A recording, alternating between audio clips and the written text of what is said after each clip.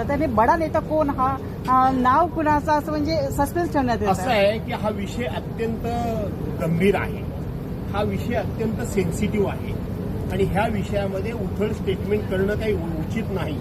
परंतु पहिल्या दिवसापासून माझ्या मनामध्ये हा एक विषय होता की पिंपरी चिंचवडमध्ये अजितदादांनी पहिल्यांदा भाषणात सांगितलं की ज्यांनी माझ्यावर भ्रष्टाचाराचा आरोप केला, ज्यांनी मी 70,000 कोटी रुपये खाल्ले म्हणून मला सांगून मला जिणं मुश्किल केलं, आज त्यांच्याच मांडी लावून मी सरकारमध्ये सन्मानानं बसतोय.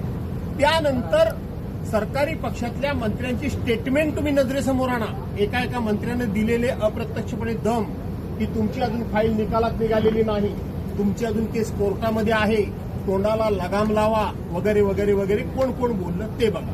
त्याच्यानंतर 15 जानेवारीला अजितदादांनी पुन्हा सांगितलं की माझ्याकडे भारतीय जनता पार्टीच्या फार मोठ्या भ्रष्टाचाराची फाईल आहे आणि आता ती फाईल माझ्याकडे आहे. हे अजितदादांचं स्टेटमेंट.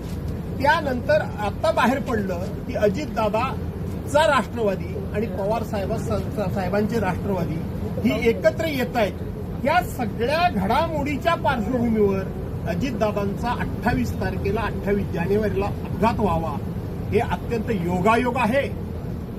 हे षडयंत्र आहे हे मी सांगू शकत नाही, तर तपास यंत्रणांनी